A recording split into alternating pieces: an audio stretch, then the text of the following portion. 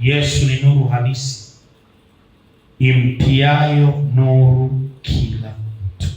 Unapompata Yesu, nuru yake anaitia ndani yako. Amen. Nuru ya Yesu anaitia ndani yako. Na Biblia inasema nuru na giza haviwezi kuchangamana. Kwa hiyo nuru ya Yesu inapoingia ndani yako, ni hakika giza litakimbia. Jamani, amen. Jamani, amina. Leo kama tulivyokwisha kuanza niliposema pale mwanzo, nuru ya Yesu Kristo ikathibitike katika maisha yako. Na maisha yako yawe maisha yenye nuru katika jina la Yesu. Jamani, amen. Maisha yako yawe maisha yenye nuru. Nuru ya Yesu ikaangaze kwenye maisha yako. Na nuru ya Yesu ikiangaza kwenye maisha yako, hakuna roho ya giza inayokuweza, kwa sababu roho za giza hazikai kwenye nuru. Wewe nikwambie, pepo ili aingie kwa mtu lazima amtengenezee giza kwanza, kwa sababu pepo haliwezi kukaa kwenye nuru hata mara moja. Roho yoyote ya shetani, jumlishia na shetani mwenyewe, hawezi kukaa sehemu yenye nuru.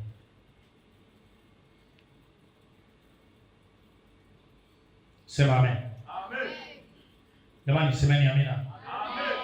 Kwa hiyo shetani na viumbe vyake vyote vinaishi kwenye giza.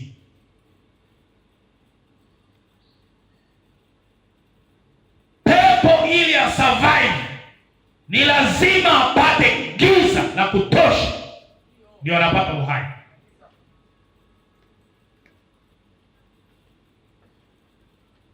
Majini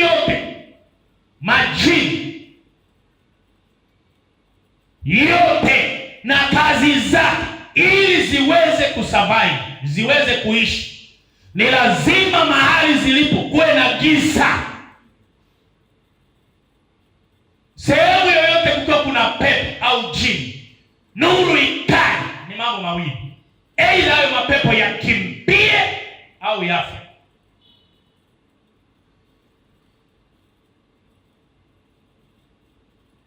Sio sema amen. Amen. Mbona uitiki sema amina? Amen. Kwa hiyo ukitaka kujitenga na mapepo na majini na mashetani yote, chagua nuru ya Yesu Kristo. Unapoichagua ukakubali Yesu akaangaza kwenye maisha yako, automatically umejitenga na shetani na viumbe vyake vyote. Amen. Jamani, amen. Amen. Wewe nikwambie, mapepo, majini na kazi zao, hapo ukiniambia toka, kama ndani yako kuna giza, nyumbani kwao ni gizani.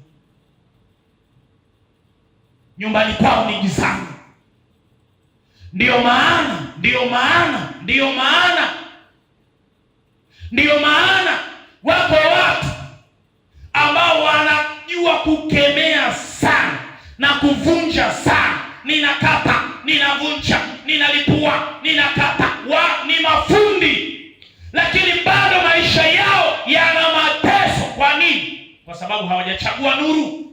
Hata ukikata, kama ndani yako kuna giza, pepo linasema hapa ndio nyumbani kwetu. Hata ukilipua, kama ndani yako kwenye maisha yako kuna giza, pepo linasema hapa ni nyumbani kwetu. Hata ukishindana na ugonjwa, toka, ugonjwa hauondoki, unasema hapa ni nyumbani kwetu, maana kuna giza, mpaka utakapokubali. Maana Yesu amedhihirishwa kama nuru Biblia inasema ya kwamba alifanyika kuwa nuru ya watu, na hiyo nuru yang'aa gizani, wala giza halikuishinda. Yeye ni nuru halisi, na hiyo nuru humpia kila mtu nuru hiyo. Kila atakayempokea Yesu ameipokea nuru ya Yesu. Kila atakayekubali nuru ya Yesu amelikataa giza, na yeyote anayelikataa giza, mapepo yanakimbia, maana hayapati mahali pa kukaa. Unataka mapepo ya kukimbia? Ipokee nuru ya Yesu. Ing'ang'anie nuru ya Yesu. Ing'ang'anie nuru ya Yesu. Dumu katika hiyo nuru. Iamini, iwaze, itamke. Ndio maana nikiwaambia muombe, ninajua ninachokifanya. Unapotamka, nuru inatoka kwenye kiti cha mbinguni, inaingia ndani yako, na wewe unafanyika kuwa nuru. Ninapowaambia tamkeni, sema Yesu ni nuru ya maisha yangu, Yesu ni nuru ya maisha yangu. Kuna watu sasa mnataja kwa uvivu, na unashindwa kuipokea nuru. Unashindwa kuipokea nuru. Hiyo nuru unapoitamka, unapoamini neno hili na ukatamka kwa ujasiri, tayari umefungua mlango. Imani yako na maneno yako ni mlango wa kuifungulia nuru iingie ndani yako. Imani yako ya kuamini kwamba Yesu ni nuru na ukatamka kwa kinywa chako, umefungulia ile nuru inaingia. Ile nuru ikiingia, nakwambia hutatumia nguvu kubwa ya kimbiza majini. Kuna mwingine anakimbia.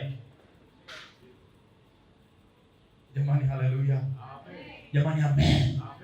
Jamani, amina. Haleluya. Kuna mahali ukiwasha moto, wadudu waliozingira hilo eneo, hata kama ni wakorofi kiasi gani, ukiwasha moto wanakimbia. Wanakimbia.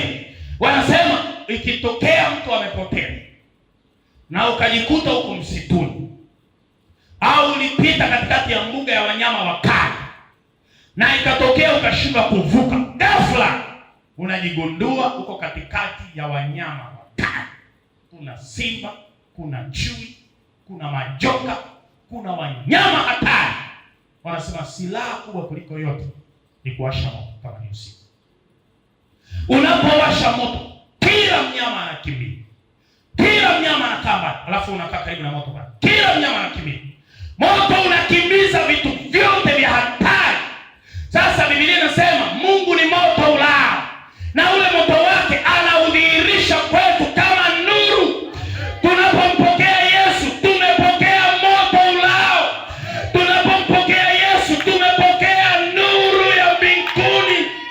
Na ile nuru inapoangaza kwenye maisha yetu, kuna vitu hata hatujavikemea vinakimbia.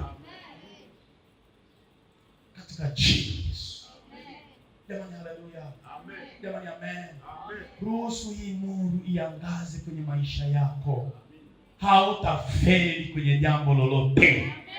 Kwa hiyo kazi ya kwanza ya nuru inakumulika wewe mwenyewe, kwenye moyo, kwenye nafsi, kwenye mwili, kwenye mifupa, kwenye nyama, kwenye misuli, kwenye mishipa ya damu, kichwani.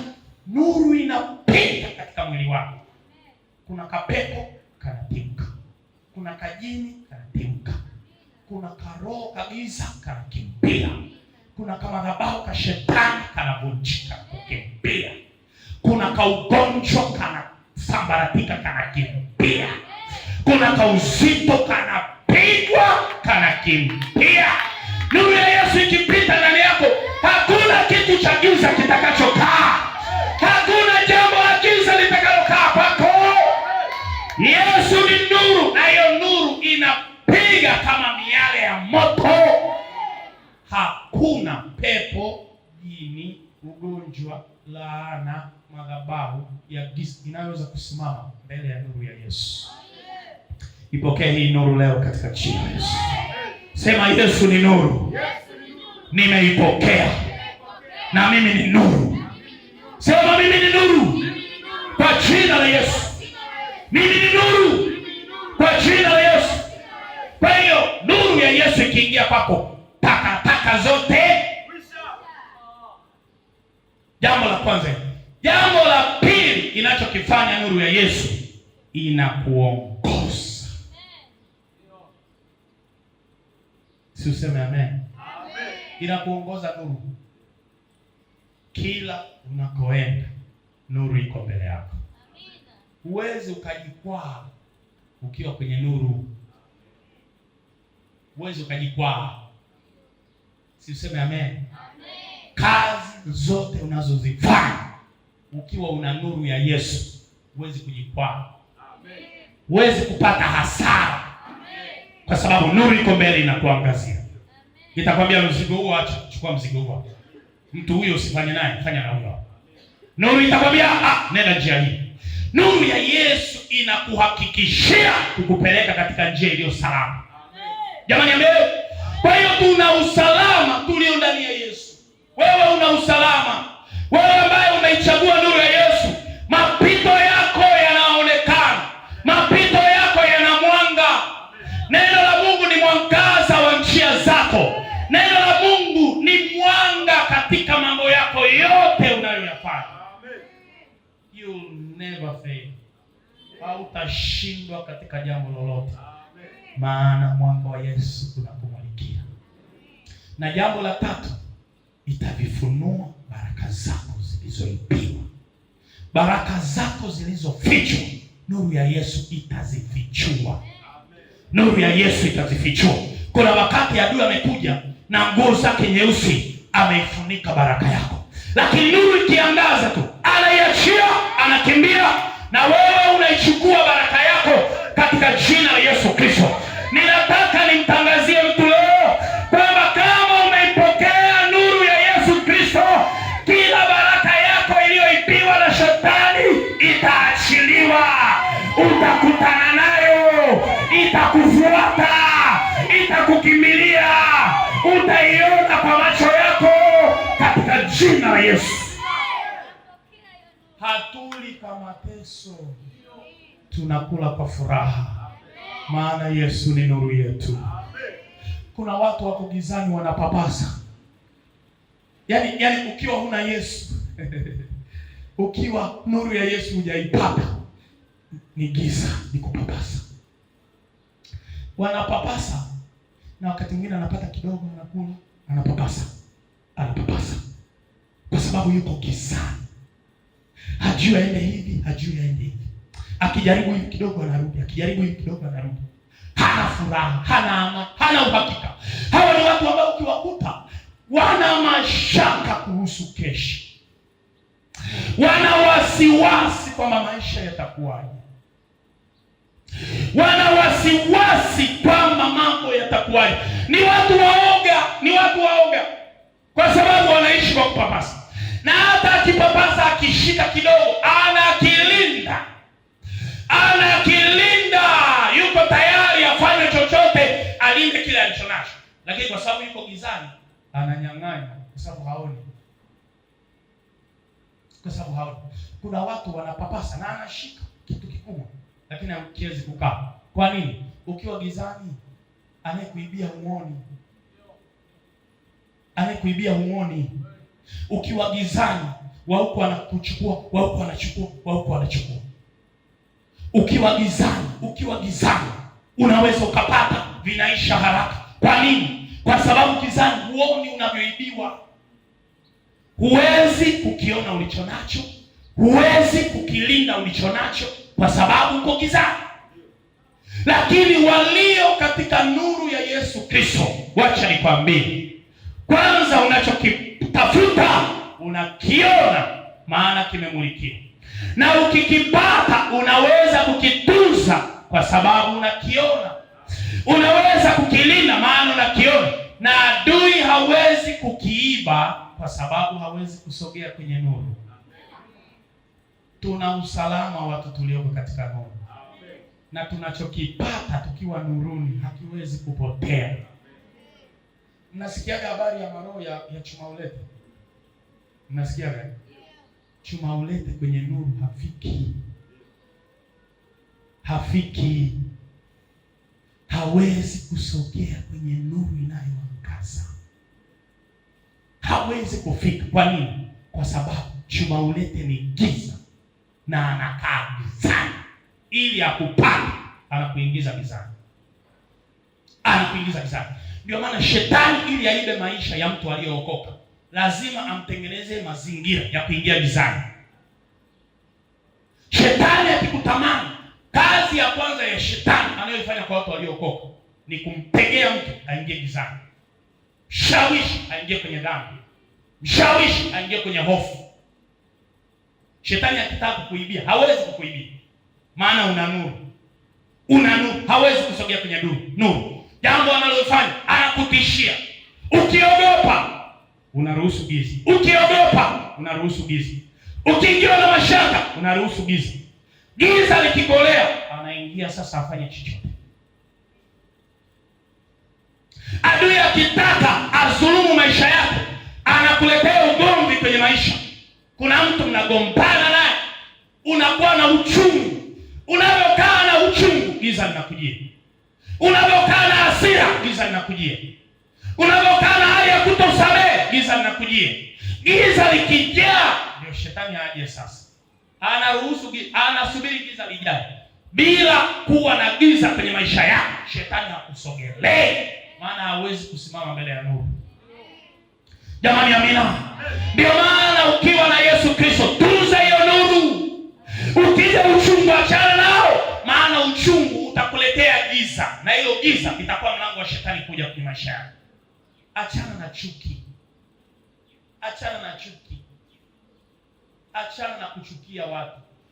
Samehe waliokukosea. Usishindane na mtu. Usipigane na mtu katika maisha yako. Anayekuja kuwa kikwazo kwenye maisha yako, msamehe, mpuuzie, songa mbele na maisha yako. Usipoteze muda wako katika magomvi. Usipoteze muda wako katika mashindano. Usipoteze muda wako katika mafarakano, maana hayo yanaleta giza. Ni mtego wa shetani akuletee giza, na likija giza apate kamlango. Lakini giza ikiondoka kwenye maisha yetu, shetani hatuwezi kwa namna yoyote. Shetani hatuwezi kwa namna yoyote. Jamani, amina. Jamani, amen.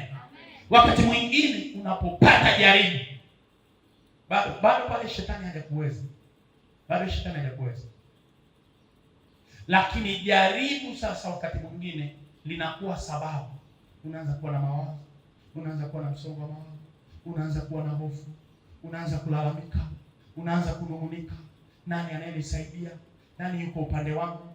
Nani yuko upande wa adui yangu? Hata fulani na yeye.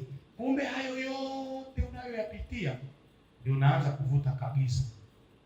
Achana nayo. Amen. Hayo yanayokusonga yapuuzie. Nuru ya Yesu ni kubwa katika maisha yako. Nuru ya Yesu ni kubwa katika maisha yako. Na nuru ya Yesu ikiangaza kwako, hautashindwa na jambo lolote. Maisha yako yatakuwa ya ushindi siku zote.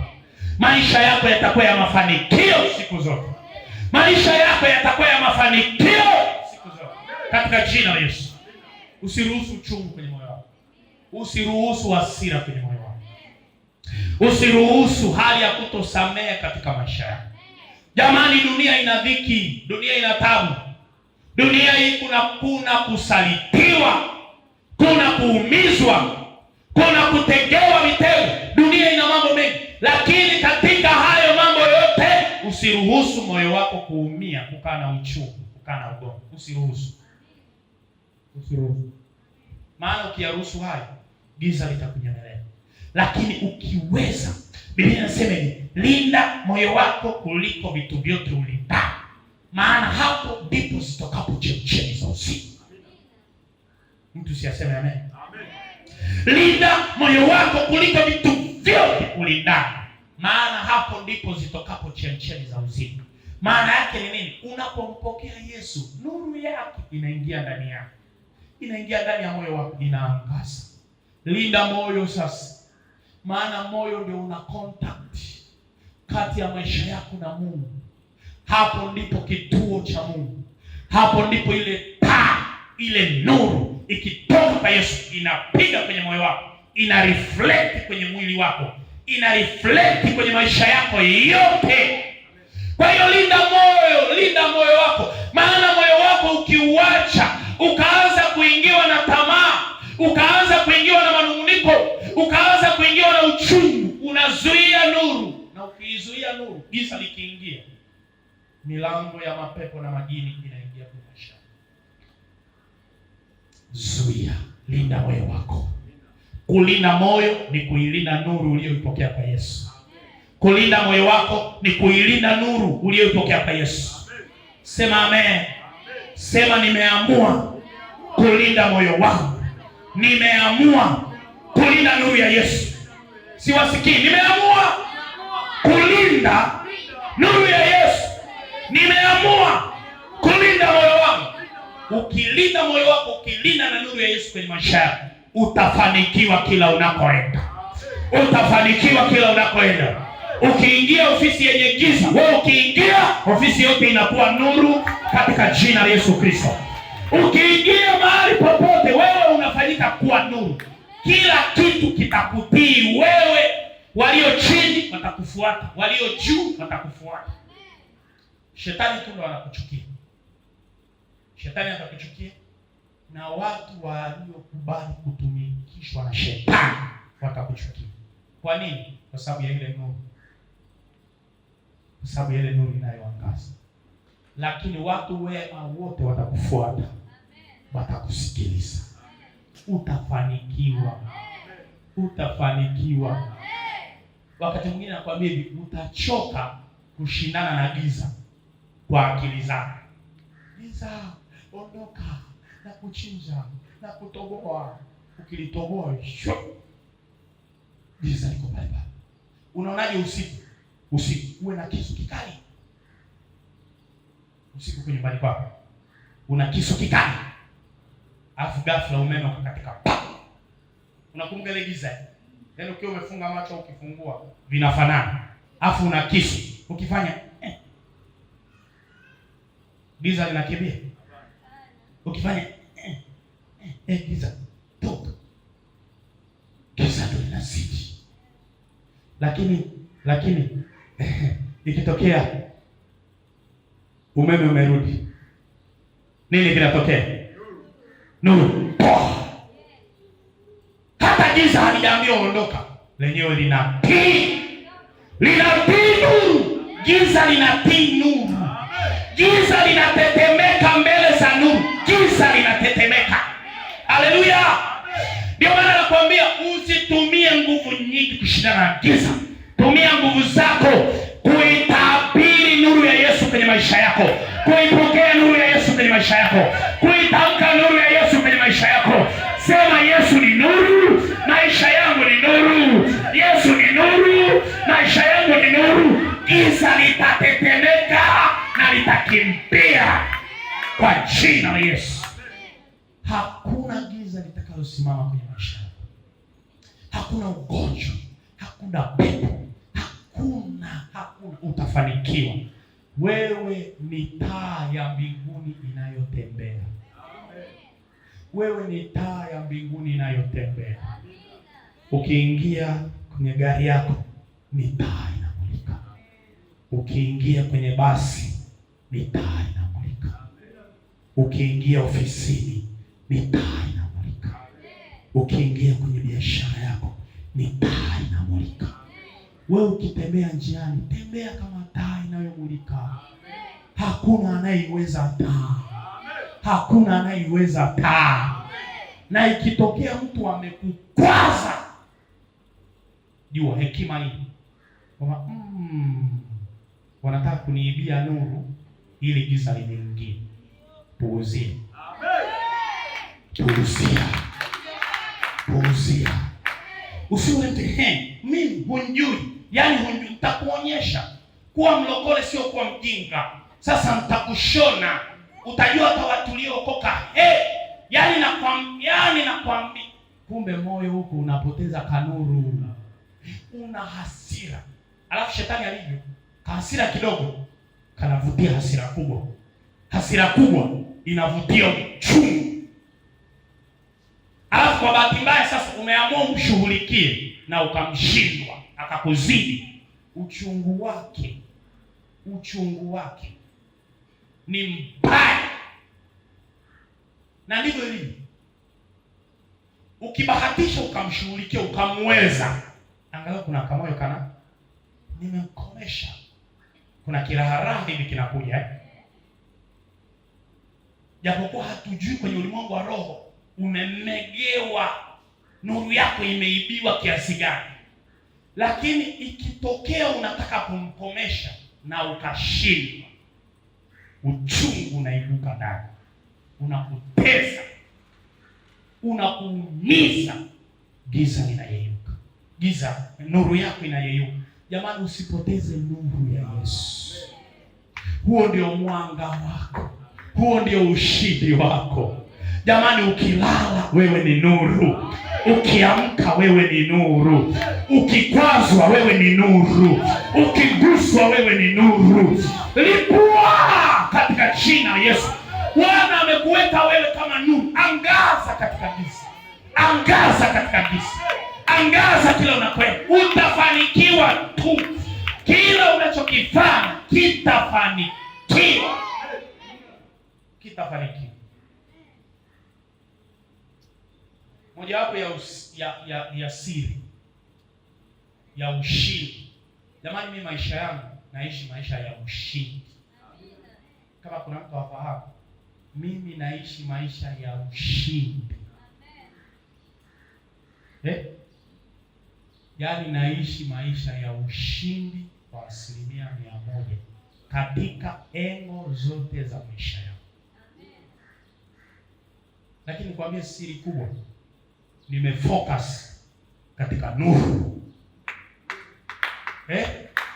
Yaani akili yangu muda mwingi inamwaza Yesu, na muabudu Yesu, naongea na Yesu, napokea ahadi zake, napokea uweza wake.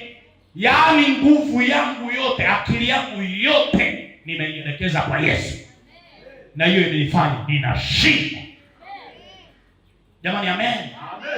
Kuna watu akili zao zote wamewekeza kwenye giza. Utakuwa nachinja, naamua, naharibu, nateketeza. Hiyo watakuwa wanafuatilia. Yule mtu alivyoniangalia, yale macho yale, najua tu atakuwa amemloga. Ngoja niende kunitakase, najitakase, navunja, nang'oa, nasabaratisha, nateketeza, nausua.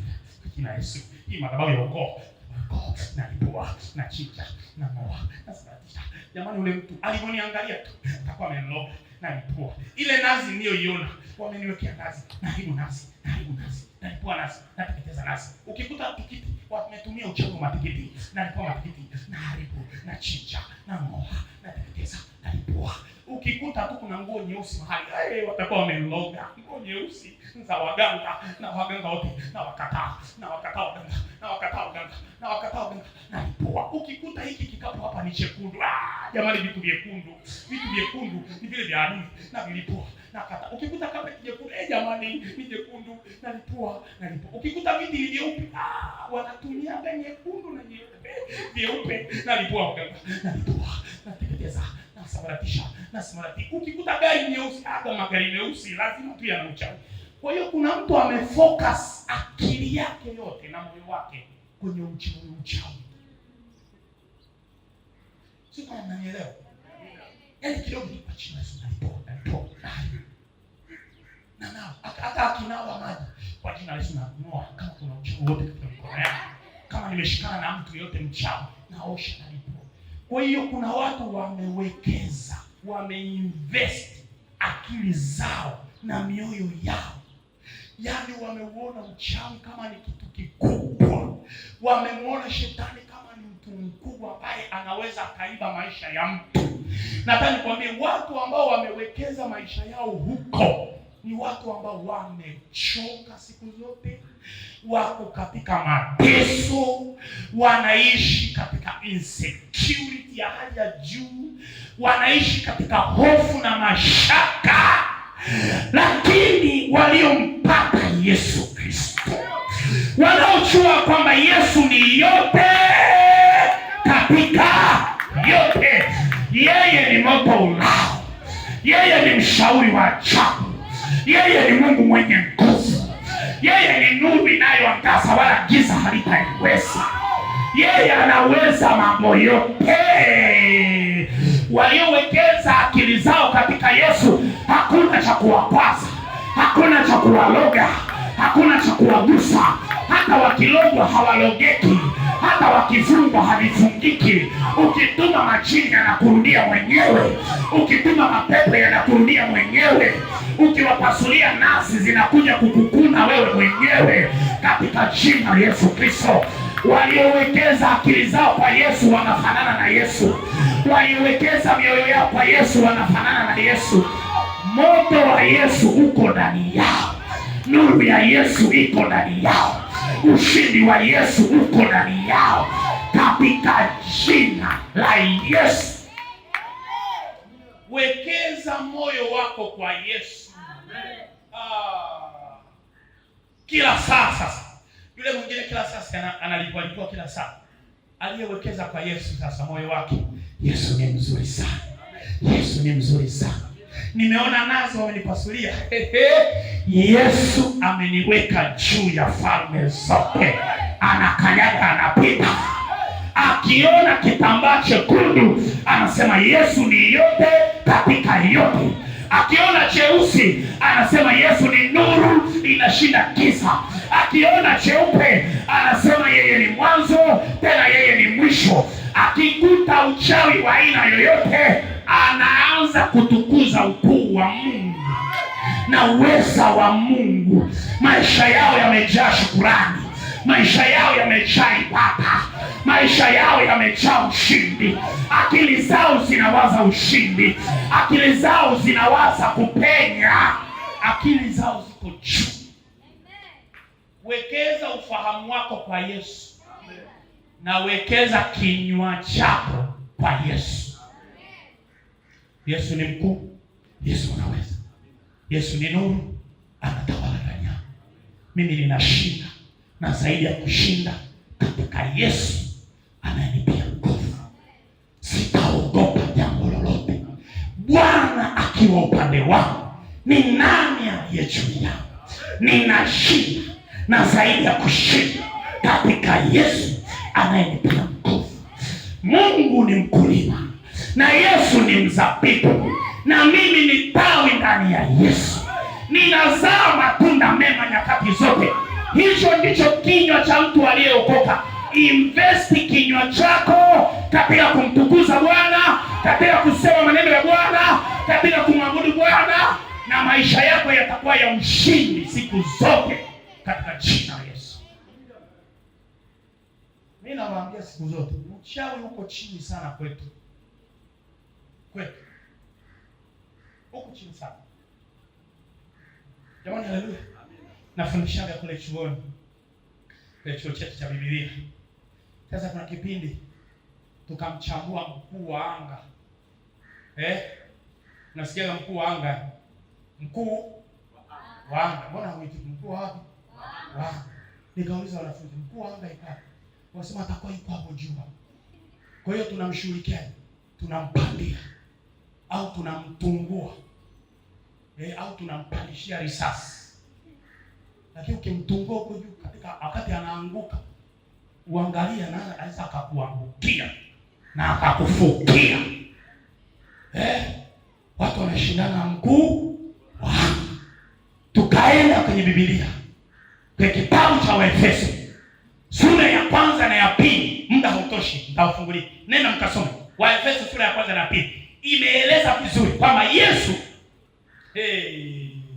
sura ya kwanza inaeleza Yesu anasema, Biblia inasema ameinuliwa juu akaangusha kila ufalme na kila mamlaka na kila usultani na kila nguvu za giza, akaziweka chini ya miguu yake kwa ajili ya kanisa. Hiyo sura ya kwanza. Sura ya pili ya kitabu cha Efeso inasema, kuna mistari pale inasema ya kwamba alitufufua, akatupandisha juu, akatuketisha pamoja na Kristo Yesu katika ulimwengu wa roho. Kwa hiyo kwa kuyasimamia hayo maandiko, kumbuke imani yetu lazima itoke kwenye maandiko. Haitoke kwenye hekima ya mwanadamu. Mwanadamu hata atoe hekima nzuri kiasi gani, kama haiko kwenye neno la Mungu ni ujinga, ni kupotea.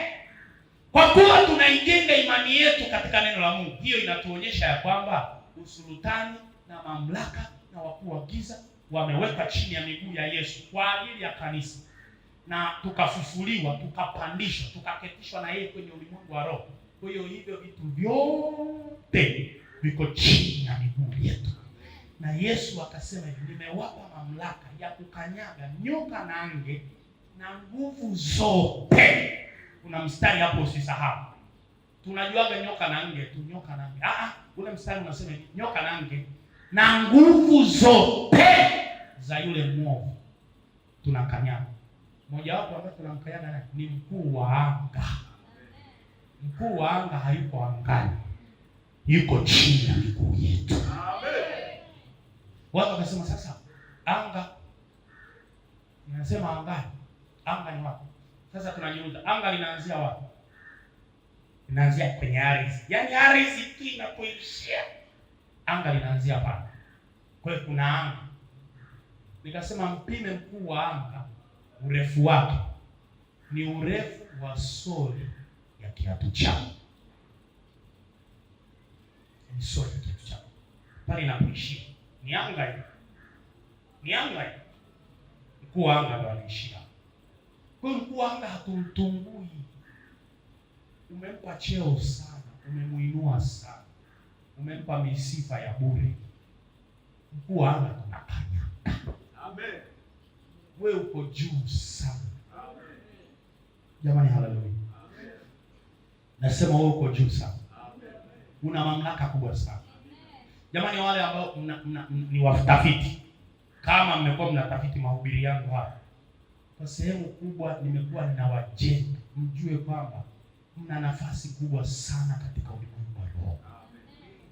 Ninyi ni wakubwa sana. Najua wengine tumetokea huko. Asilimia kubwa tunatokea kwenye zile madhabahu zetu zile za kwamba tumelaaniwa, tunalaana, tumefungwa na madhabahu za ukoo, tumechinjwa, tumefanyaje, kwa hiyo tunahangaika wenyewe sasa na bomo hiyo laana. Lakini tukija kwenye maandiko tunagundua ya kwamba Yesu alikufa, akalipa madeni yote, na sisi akatuinua juu ya madhabahu na laana na uchawi na shetani na usultani. Tuko juu. Kazi yetu si kulikanyaga. Laana inayonifuatilia, madhabahu ya giza inayofuatilia, kwisha. Tunakanyaga tu. Wewe kwa nini unatumia energy kubwa hiyo? Kanyaga energy yako. Mabudu. Tukoze. Badilisha ufahamu.